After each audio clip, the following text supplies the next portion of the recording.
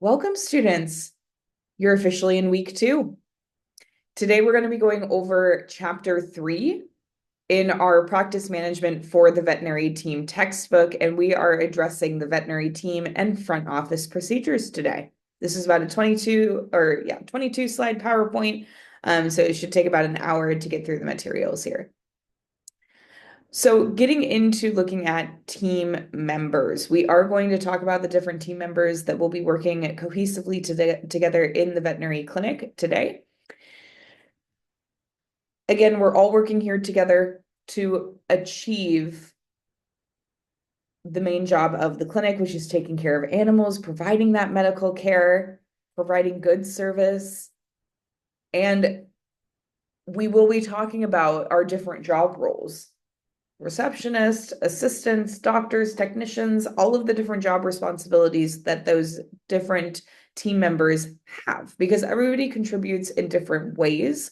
And again, we work cohesively together. One can't do it without the other. We need our doctors, just like we need our receptionists, just like we need our assistants and our technicians. And again, each team member contributes in many different ways. They share things like ideas. We all share responsibility and load, and showing that initiative. It's also something to be aware of, and of course, to advocate yourself, because each team member, we all have rights and responsibilities in our job field. And you have the right to a safe working environment. Any medical industry is always going to be considered high risk. This is a high risk work field because we work with medical equipment, medical supplies, medications, diagnostic equipment, and also live animals, right? So all of those things can pose a risk. Now, when having that right, to this safe working environment, we're going to go more into this in some of our future lectures, but it's important to note that you will be provided something that's called personal protective equipment, or PPE. You may have heard of this before. We will be talking a lot about PPE and OSHA, which is the Occupational Safety and Health Administration. More about this later and how they protect you in your field. But for a quick example here, PPE is going to be provided when you do certain procedures like take x-rays. When you take x-rays, you will be provided with a lead apron, lead gloves, a lead thyroid collar, sometimes even goggles for x-ray protection. When you take x-rays, you are being exposed to radiation. As we know, radiation is linked to things like cancer and health issues, but it's also something that's used to treat those things. And we have to minimize our exposure to make sure that we don't face consequences later down the road, which is why we wear such comprehensive gear to protect ourselves. And again, this is just an example. You will learn actually all about x-rays specifically in module 106, which is diagnostic procedures. That's an advanced module. You will learn all about x-rays and how to use them in positioning, but just for an example's sake. And you will receive training on this equipment and procedures as well when you go and work in the field, because every hospital might be a little different with how they run it and how they have everything set up. So just know that you will receive adequate training on how to use your PPE. Let's take a look at some of the hospital members that we have in a veterinary hospital and some of their roles. So we have, and this will depend on your clinic, the size of your clinic and the staffing of your clinic. If you work for a corporate clinic versus like a privately owned clinic, that can also determine some of these job roles here as well. So you may be working with hospital administrators, practice managers, office managers, veterinarians, veterinary technicians, veterinary assistants, which is you, and receptionists. And they don't have kennel attendants on here, but you will also be working with kennel attendants. And that's basically somebody that's a step below you. And a kennel attendant is somebody who just feeds the animals, walks the animals, cleans cages and runs and helps restrain. It's basically an entry level position. So let's look into some of these team members. So hospital admin, you may or may not have this. If you work for a corporate clinic where it's a massive company, there's several clinics in the area, you probably will have a hospital administrator. You'll probably have one that oversees like a few clinics in the area that you're residing in. For example, if you work for like a VCA or a Bamfield or an Ethos, all three of those are chain hospitals and they have multiple locations across the United States. VCAs, there's hundreds of them. Um, so hospital admin is basically that step above a manager. They're overseeing all actions of the veterinary practice. They have a lot to do with the budgeting and the funds, and so they develop the budget, they maintain the accounts payable, they engage in event planning, and so they plan things for the clinic and do a lot of marketing and advertising. This person who is a hospital administrator is going to be somebody who's worked in the field for many years. They're going to be really well acquainted to it. Probably a retired assistant or technician kind of moved into that office job. It's going to be somebody who's organized, very professional, and allowing that open door communication. Really important, and especially in an administrator role like that. Then we have our practice managers.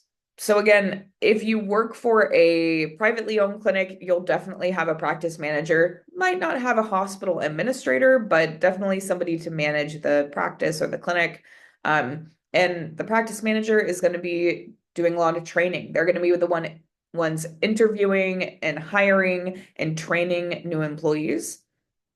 They're going to be managing things like client and personnel relations. So if there's any problems that arise in the clinic with problems with clients or anything like that, the hospital managers are who are going to be addressing that. They also review medical records, making sure that those are complete and good to go before saving them. They do a lot of marketing as well with the hospital admin. They ensure that the practice runs efficiently. They also could be doing things like inventory and managing some other parts of the clinic as well. I've also seen managers that are retired or even somebody who was an assistant or a technician previously who also still work on the floor, meaning they have some shifts where they're specifically managing and some shifts where they're working on the floor and doing day-to-day practice stuff. Now, there are some professional organizations that they can join. With being a practice manager, you have to be a manager for a few years before you can join the CVPM. That's basically a certified veterinary practice manager. And to get that certification, you have to be managing for 5+ years. You have to pass a big exam. But the VHMA, anybody can be a part of that, the Veterinary Hospital Medical Association. But that CVPM extra certification is on top of that. And again, you have to kind of have years under your belt as a manager to even go for that kind of certification. Otherwise, to become a manager, it's really just moving up in your job field, exceeding your job, probably getting a bachelor's degree in communications or something in that related field to move up into management. Now, what's the difference between a practice manager and an office manager? Well, a practice manager runs the whole practice. An office manager really just focuses on the financials. They oversee the receptionist team and they make sure the money is correct. They make sure that things like our accounts receivable are good, that our bank deposits, our daily reconciliations, our math is adding up. We don't have any errors. We're doing our money well. We're making our profits. We're entering our charges correctly. They really are handling all things money, making sure that that is going well for our hospital and it's all being processed in the correct manner. Your hospital may or may not have this. Your practice manager could take over the responsibilities of an office manager, but if you work in a really busy multi-doctor practice, they're probably going to have a practice manager and specifically an office manager to oversee their front reception area. That's pretty common in busy multiple doctor clinics. Now, our veterinarians, those are our doctors of veterinary medicine, also known as DVMs. And veterinarians will actually end up doing 8 years of university. So 4 years of that is an undergraduate degree, usually an undergraduate degree in biology or chemistry or animal science. And then they'll do another 4 years at a professional school for their doctorates in veterinary medicine. So that's 8 years in total that they're dedicating to university, plus usually a year of internship once they graduate. Yes, doctors take a whole year of internship. After they graduate before they really start working in the field. And then some of them go off to residencies and they specialize and they do 3 or 4 more years. So a lot of schooling, a lot of time it takes to become a veterinarian. They also, in addition to the schooling, and that's not enough, they also have to pass a board examination. And there's multiple sections of this board examination that they have to pass. So it's pretty high stakes. That being said, once they obtain their license and possess their license, they'll be able to diagnose, prescribe, and perform surgery.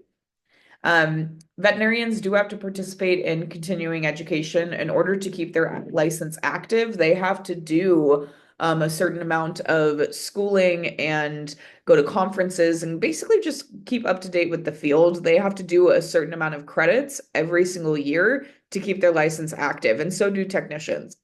As assistants, you don't have to worry about that.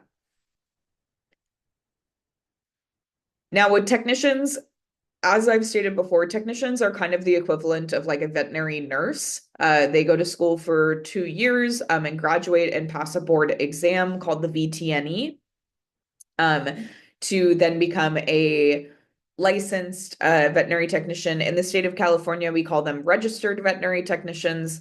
It's all the same thing. And again, technicians, they're really more of like that nurse status, whereas in us assistants, we're more of like a nurse's assistant, and nurses are a doctor's aide. So they get to do a lot more of those job responsibilities, monitoring anesthesia, performing dental procedures, just more advanced and skilled nursing care. Again, that's a 2 year program that you have to take. Average is around $40,000. Could be more or less. It just kind of depends on the program that you go to. And they have them all over the United States. That would be kind of like the next step up from an assistant, would be going into technician work. But be aware that not everybody wants to be a technician. Not everybody will be a technician. I decided not to go that route. I just decided it wasn't right for me. I'd rather teach or manage a clinic and do something that way. So again, don't feel pressured. You don't have to go out and be a technician. That might not be your calling. You might join the field and love veterinary medicine and absolutely go forward and do it. And I've had students that do, but you might decide that something else is better for you, meaning maybe you do want to manage, or maybe you want to go all the way and be a doctor, or maybe you want to work in behavior or different sides of the field. So just as something to know, you don't have to do this directly after. There's no set expectation of that. It's really more of where do you see yourself and what would make you happy. And some people stay assistants because they like the aspect of being an assistant and assisting people versus being the ones that lead the procedures. So just things to consider.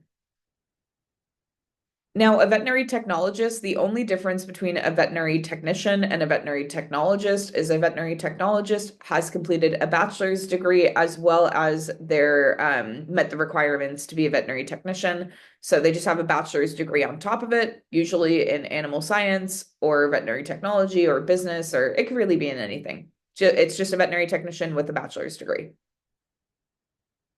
They do and can get paid more. That doesn't mean that they necessarily will. It can be great if you're going into things like research, or you're trying to move up a little bit more in the field to get that bachelor's degree on top. Especially if your goal is to like teach at seminars and do things like that. It's definitely a great addition, especially in something like communications. Now, veterinary technicians can specialize in certain sides of the field. So you don't have to be a doctor to be a specialist. You can be a veterinary technician specialty. So, for example, you could specialize in emergency medicine or in surgery or dentistry or internal medicine, just to name a few. And obviously, there's many different acronyms. I do not know what really any of those stand for. It's just different specialty acronyms for, again, internal medicine specialty, emergency medicine specialty. So it's just different specialties that you can do as a technician. This is about another 3 to 4 years of schooling experience needed that's on top of your already going to school to be a technician. So it does take quite a few extra years to get a specialty. But if it is accomplished, these individuals do make quite a bit more money being specialized in that part of the field. The downside of it is that you kind of have to dedicate yourself to that side of the field. So just making sure that you're really dedicated in it before you go head first, because it's quite a few years of hard work and dedication and passing exams to get that specialty. But definitely worth it if you're really interested in something. Yeah, and the veterinarians have the same thing. Yes, veterinarians, as I said before, veterinarians do specialize.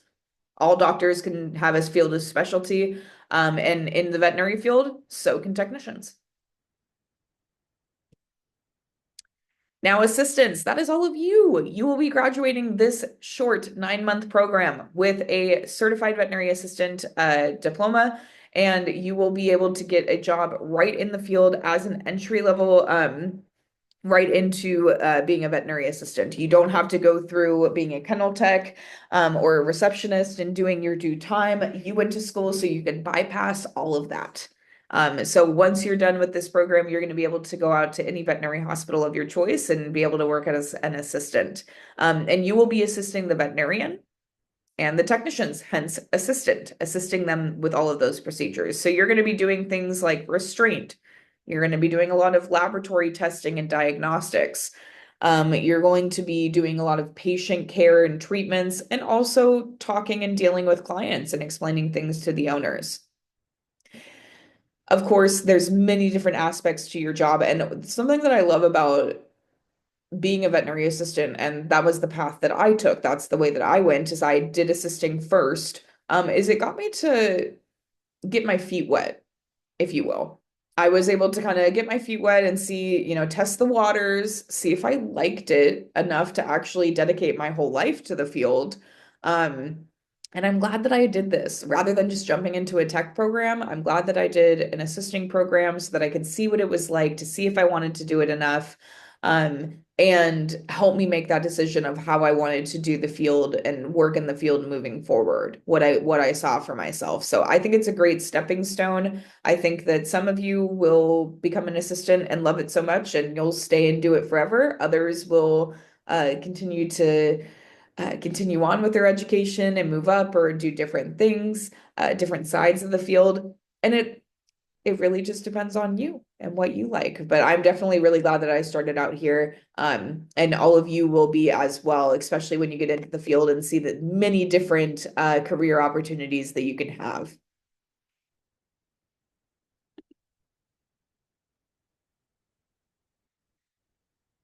We also have our receptionists as part of our team members. Receptionists are the front of the house. They are located right at the front of the veterinary hospital. So as soon as clients walk through the door, receptionist desk is right there. They're right there to greet and welcome them in. Receptionists will check in clients and also invoice out clients, meaning accepting payments. But they also answer the phones and manage that. And again, because they're greeting and welcoming the client, they're kind of making that first impression on the client and, making sure that they're running the front of that house really efficiently.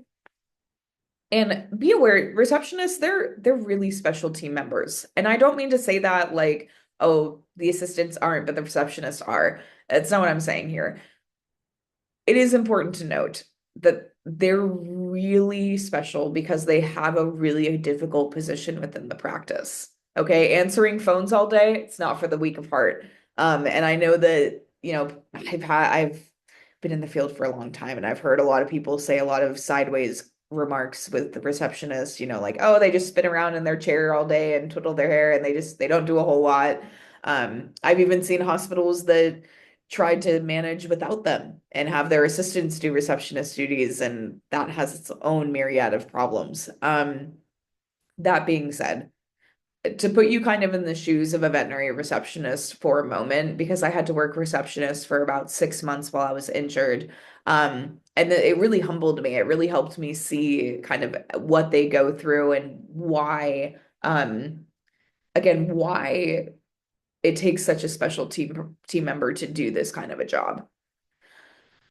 When you work reception, you're answering the phones all day, you're talking with clients all day, and honestly, you don't know what you're going to get. You have no idea what the day is going to bring you and what kind of clients are going to come in and what kind of situations are going to happen. And when I was working reception, there was quite a few times where, you clock in 8 a.m., the clinic opens and the phone lines open. And there was a few instances where it happened to me where the first phone call that I got of the day, 8 a.m. First phone call of the day. I just sat down, just clocked into my job, hadn't been here 5 minutes. And the first phone call that I've received was a client that was crying on the other end of the phone. And there could be many different reasons for this. I've had people call sobbing because their animal passed away over the nighttime. I've had that first phone call of the day be a very upset phone call because the animal was super sick over the weekend and they have to get them in right away. They don't know what to do. And that's really hard. First phone call of the day, first phone call, starting off my long 8 to 10 hour shift with somebody that's emotionally distraught. Maybe they just lost their best friend, or they're really sick and they're really stressed and things are happening. So think back to that. Later on when you're working in the field and you're annoyed with your receptionist because they keep scheduling people on your already really busy schedule, just remember they're the ones that actually have to talk to these clients on the phone and deal with the triage and deal with, okay, who's a priority and who's not? Who do we treat first and why? And just give them a little grace. Again, their first phone call of the day, 8 a.m., as soon as they get there, it could be a really distraught client, and that can kind of set the tone for the whole day. It can be really hard. It's a mentally exhausting job. It's not physically as exhausting, but it is emotionally and mentally exhausting. Even more so than caring for the animals. I remember just feeling absolutely exhausted at the end of the day working reception and being like, oh my gosh, I don't know how they do it. I don't know how they're so positive and how they do it all the time because it is such a hard job. It's really underrated, and receptionists really should be valued more. I have a whole new uh, world of respect for them after having to do reception duties while I was injured. It really opened up my eyes to see just how difficult that position can be. So again, just keep that in the back of your mind. Remember that, they go through a lot emotionally, and they're just trying to do the best they can. They're trying to save animals like we are and calm down clients and make everything go smoothly as much as they can. Now, I do want to talk a little bit about the veterinary team as a whole, but then we'll also go back to looking at some front office, a little bit more specifically to kind of what the receptionists do and kind of organizing that front office of the facility. So, responsibilities of all veterinary team member roles. We have the responsibility to build trust with our clients. And remember, the clients are the owners. And we also should be building trust with our fellow team members. We should be, not necessarily, you don't have to be best friends with all of your team members, but being friendly with them, knowing them, being able to confide in your coworkers, having trust. Again, we're working in a high risk field. We're working with live animals. I have to be able to trust you that you can hold this animal while I do these procedures and I'm going to be okay. So a lot of trust has to be made there. We're also responsible for things like educating our clients. Remember, we're the ones with the education, not the clients. The owners do not have animal science degrees or anything like what y'all are learning right now. So remember that. We are here, and a main purpose of our job is to educate the public, give them those tools and education, and help them with their animals. And again, getting back to creating that frictionless client experience. We want this to be seamless process for them, easy peasy, so that they want to come back.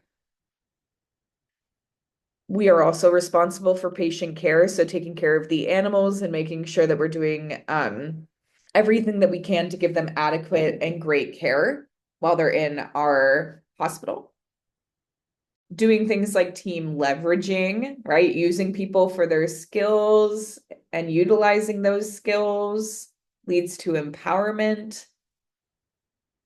And having good etiquette for one another, right? Treating each other well, communicating well with one another, being respectful. We also need to, as a veterinary team, doesn't matter who you are on the team, you should be approaching the patients, I'm talking about the pets here, with caution. When animals come into the veterinary clinic, you have no idea if they're going to be really stressed out, if they're going to be really nervous and fearful or act out. And so have that understanding of that and know that fear, especially fear aggression, which we talk about in Module 103, is the most common type of aggression that you will see demonstrated in the veterinary standpoint, in the veterinary setting. When animals become extremely scared and in a state of extreme fear, they can revert to aggressive tendencies. And so, what we're trying to do, and this is something that I promote a lot in Module 103, is creating a fear-free environment, making this a really gentle and easy process, and trying not to induce any fear in the animals from the second they walk in to the second that they leave. So again, approach them with caution. Not every animal that you deal with in the field is going to be happy. Not every animal is going to be friendly and willing to let you pet them. So remember that as you approach, as you're checking them in, have that caution. Don't just go right up to the dogs or the cats and try to pet them. You don't know how they're going to react.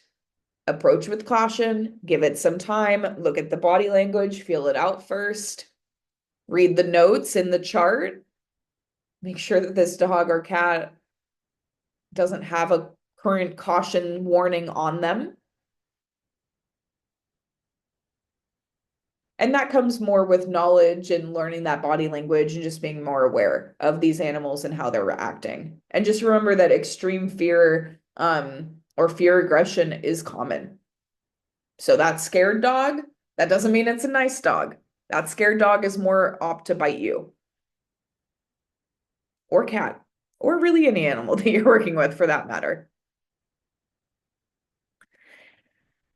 Looking at our receptionists, they do what's called front office procedures. So again, they're the front line of the veterinary practice, front of the house. They're the ones that are going to be greeting the clients when they come in, invoicing when they leave. They have to possess proficient communication skills. They are talking all day long with people, and they are responsible for engaging with the clients, for detailing those invoices, for listening to the clients, for scheduling them, for creating this kind of wow experience for them. Again, we want it to be a really great experience for the clients because we want them to want to come back and give business back to our clinic and become longtime clients. That's the ultimate goal every time. Receptionists have to have really great etiquette, right? When you are working reception, you're up at the front desk, you're on display for everyone to see. They're going to be watching you the entire time, your clients, while they're in the waiting room. So you want to make sure that your etiquette is good. You're having positive team etiquette. And that comes with, possessing really good communication skills. And you're going to learn sound bites like this positive, powerful words and phrases that you can use kind of over and over again to help kind of portray what you're trying to and have that positive etiquette, really showing compassion for our clients too. So phrases like I understand, I know you love your pet, or even absolutely, right? Just showing that you have complete and utter other understanding of what they're going through, trying to rationalize them with a little bit. Versus negative team etiquette, something that we don't want to see is we don't want to see team members, giggling behind the scenes or slow moving. They don't really seem like they're, you are that much of a priority to them, or even just being downright unfriendly, right? Nobody wants a front office receptionist that is going to be having that negative team etiquette. That's going to really feel like uninviting. It's going to feel like they don't want you there. It's going to feel like, oh my gosh, are they talking about me? Or would they be laughing and giggling about me or my pet behind their backs? Probably would deter people from coming back. So again, if you ever are in reception, just be aware you are on display. Even if you're going up there to give them something or whatever, you have to be extremely professional. The clients are watching you the entire time. Um, and again, we do want to have a good relationship with our coworkers. I'm not telling you to not joke around with them and have a good time, but remember, this is a medical setting. We are supposed to be very professional in this setting, and there's a time and place for when that's appropriate. And also says here to wear the name tag at all times. Of course, that's important. Clients need to know who they're talking to. Now, with front office procedures, the receptionist will also be managing that reception area. So they're going to be monitoring the clients, they're going to be monitoring the patients and the pets and the behaviors, trying to prevent or limit any animal interactions. Mostly because animals come into the clinic when they're sick, and we don't want to be spreading any diseases or illness in our clinic, but we also don't want to have any fights. We don't want any animals or children to animal interactions to go poorly. So the best thing to do is to keep everybody in their separate areas and not interacting with one another to prevent any issues like that from happening. We also should be keeping the reception area clean and free of any debris. Um, and this will be something that we'll have to do multiple times during the day. Waiting areas in the hospital, it's usually where some of the biggest messes happen, right? Animals could vomit or defecate or urinate or even be bleeding in that front office area where they're waiting to be seen for treatment. So we usually will have like a mop bucket and some cleaning stuff right up front in that area so that if an animal does urinate or, make a mess, we can clean that up really easily and hopefully minimize the smell because again, front of the house, this is where everyone's going to be coming in when they walk right into the clinic. This is what they're going to see and smell and be ready to be waiting at. So wanting to make sure that it's as clean as we can get it and presentable at all times. The receptionist will also be triaging patients, which is basically, this is something that they would do if you were working in a emergency setting or like an urgent care setting. And triaging means basically picking who should be going first, who should be seen by the doctor first, based off of how severe are these symptoms, how severe are these conditions, what's going on with the pet. So they're going to kind of get some information about it, decide kind of who should be seen first based off of that triage. And again, always approaching those patients with caution. The receptionists don't work with the animals very much, but they do get weights on them. And they're greeting them and all of that. So they can still have that interaction with the animals. What receptionists do all the time, though, is they will be scheduling appointments. They're going to be on the phone a lot. They're going to be phone calling people. And with how advanced technology is nowadays, it's really awesome. When I worked reception, I could actually send text messages off of the computer to clients. I could send them emails. Really, really cool with the communication methods nowadays. We could even forward book appointments, which meaning like we're booking it out in advance for them. A lot of veterinary hospitals will even let clients book it themselves now, which is great. Um, Receptionist also will be accepting payment for service. So card payment, check, cash, running those identification verification processes.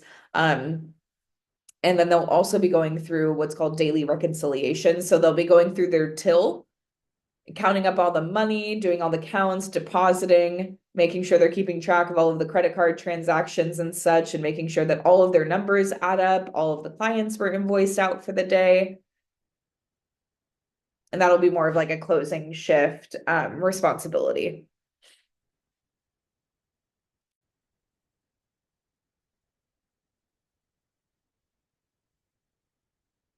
So again, once they're done with doing all of their daily reconciliations, they're going to then be depositing the checks and cash. Oh, excuse me. I felt that sneeze coming on there for a little bit. Oh, it lingered for a little bit. I do apologize. So that being said, not every receptionist will actually do deposits. Usually that's just going to be your office manager or your practice manager that's going to be actually going to the bank and depositing this money. Usually we're just the ones that are going to be doing the daily reconciliation, putting it into pouches and stuff and putting it into a safe, and then your manager will do the rest. Now, petty cash, that's something that your manager might have set aside. Petty cash is basically just cash that's set aside in the office to purchase items when the owner or the practice manager is not available. So, for example, maybe it's a weekend and we ran out of potty pads in the veterinary clinic. So we might dip into that petty cash to go over to Petco and go buy some potty pads to have until the managers or uh, hospital admin come in on Monday and can order more. So again, it's really just there for like short purchases, things like potty pads or pill pockets or something that we might just need in a pinch, that we can easily go and get from like a pet store. And of course, it needs to be recorded. We need to be putting all those receipts and everything back into where that petty cash stash is and recording all of those, making sure that everyone knows that that's what it was used for. It's not to be used for things like buying food or getting things for employees. It's specifically just for if the practice needs something. Now, receptionists will also be managing the medical records. If it's paper, like manila folders and using papers, they're going to be organizing them and filing them away in a big file cabinet that's going to be really close to the reception area. Granted, a lot of clinics nowadays are moving towards the electronic medical records. So everything is on the computer, everything's electronic. That's kind of what they're moving towards. It's really popular nowadays. So most clinics are completely computerized. Some are paper light, where it's like they're still doing a little bit of paper, but most of it's on the computer. Very, very few nowadays are still using paper because it's honestly kind of a thing of the past, with how advanced these electronic medical records are. And we're going to talk more about that in some of our later lectures in this module in week 3. Now, what are some forms that we commonly use in the veterinary practice? These are things that we will go over later in some of the later lectures, and even in module like 103, I just went over these different forms. So you, as an assistant, will be having clients fill out forms. Receptionists will also have clients fill out forms. Kind of depends on what the forms are. Things like anesthesia or treatment forms, you'll be helping fill those out with the clients. You're going to be going over things like the risks, the benefits, and helping them fill that out. It's called informed consent.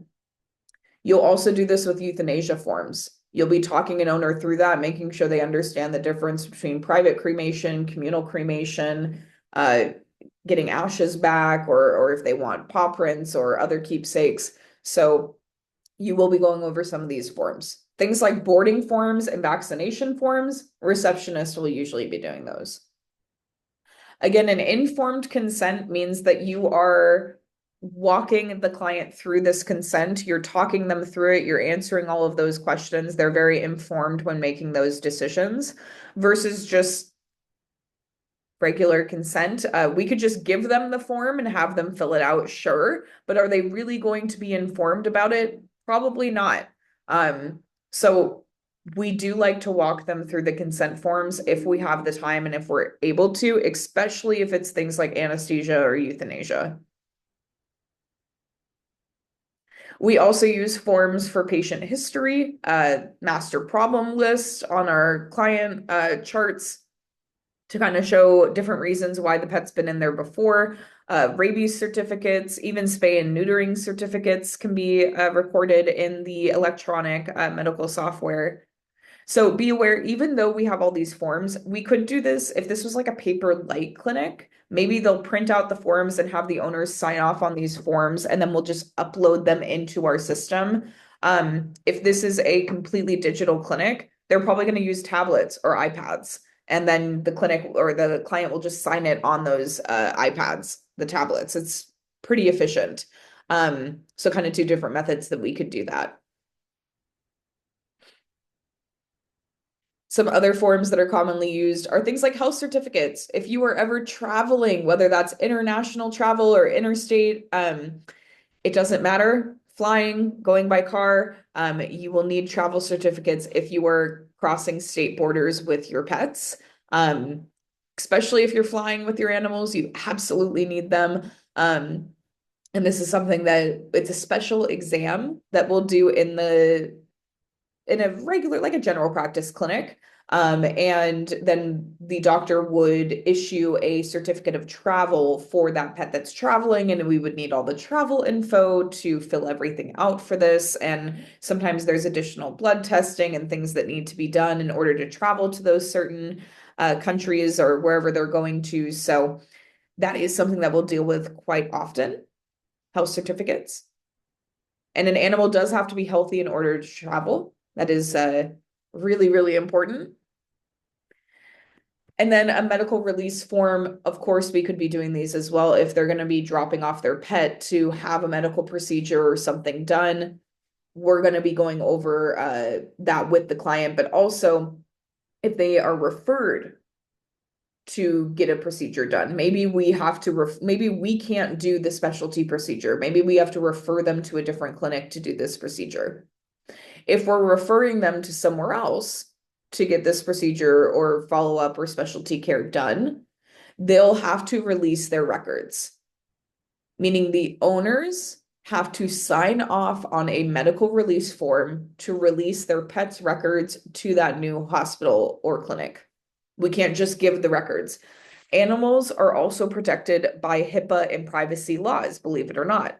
So we also have to maintain that same level of privacy with our animals just as much as we do, and of course, do in human medicine. So it's the same kind of discrepancies and privacy we have to use.